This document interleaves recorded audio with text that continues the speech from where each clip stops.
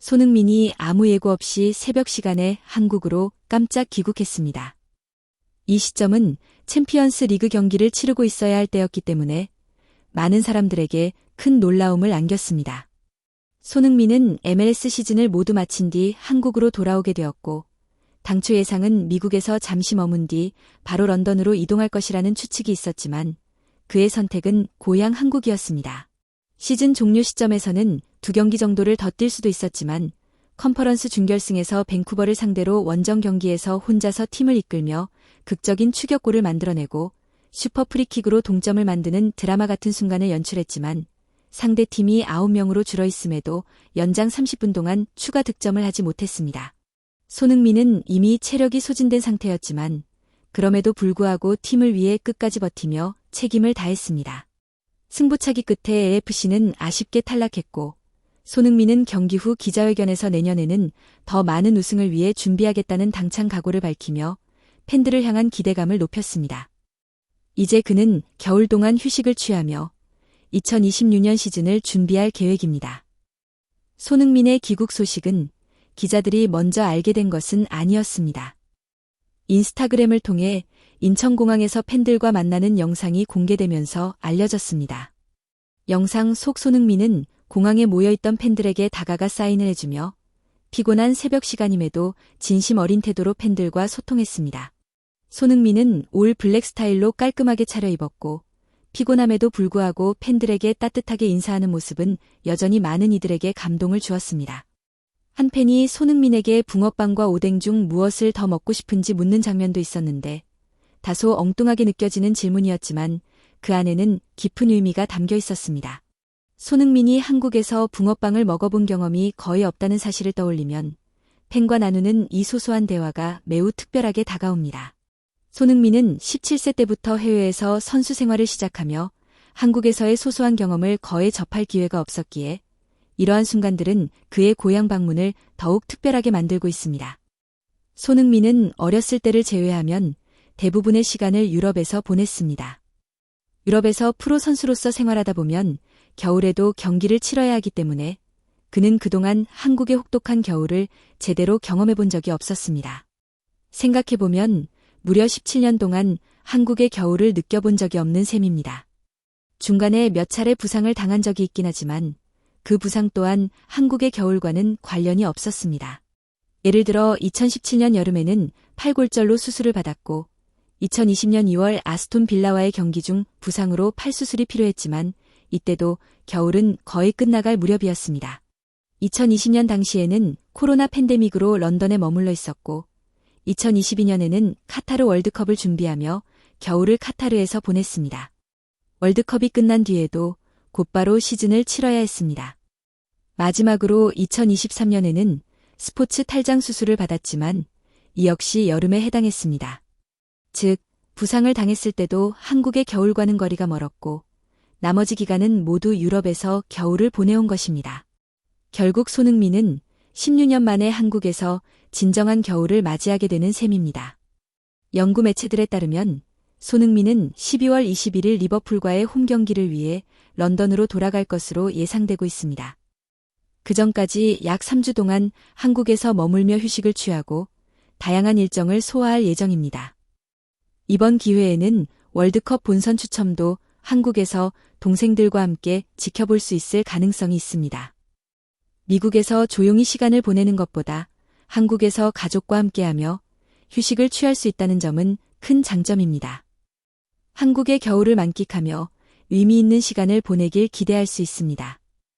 손흥민이 런던으로 떠나기 전까지의 일정은 아직 확정되지 않았지만 AFC 시즌 훈련이 1월 중순부터 시작된다는 점을 고려하면 한국에서의 시간을 충분히 보내고 새로운 시즌을 준비할 수 있을 것입니다. 물론 최종 결정은 손흥민 본인이 할 일입니다. 한편 손흥민은 토트넘의 경기에도 관심을 기울여야 합니다.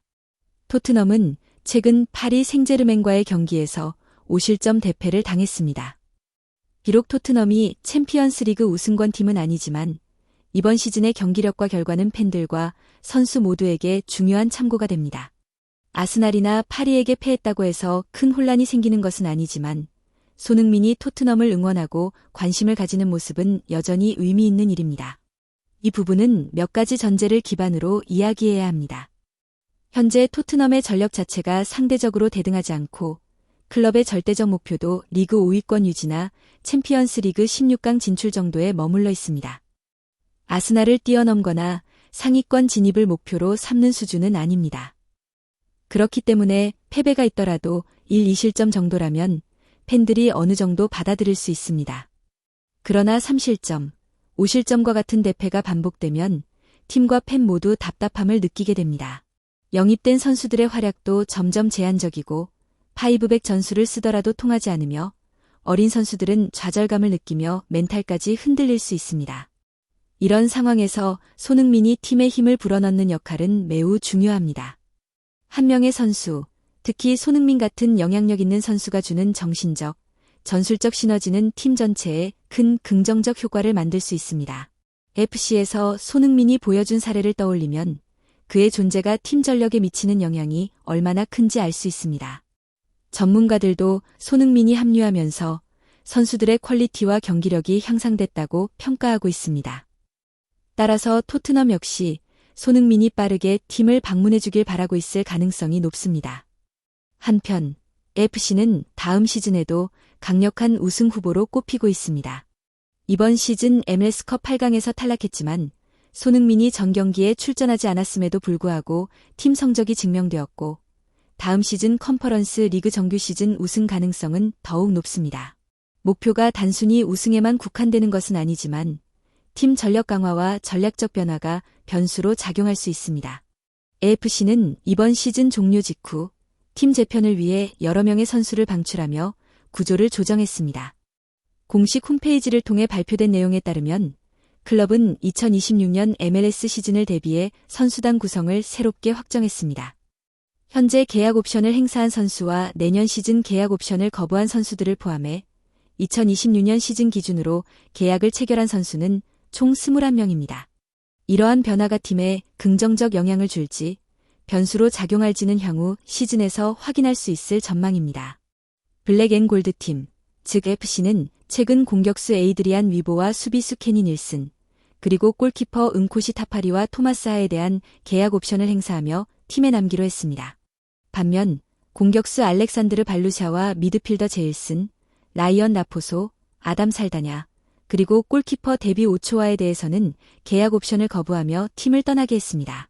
사실 대부분의 팬들에게는 이름조차 낯선 선수들이 많고 경기에서 직접 뛰는 모습을 본 적 없는 선수들도 포함되어 있습니다.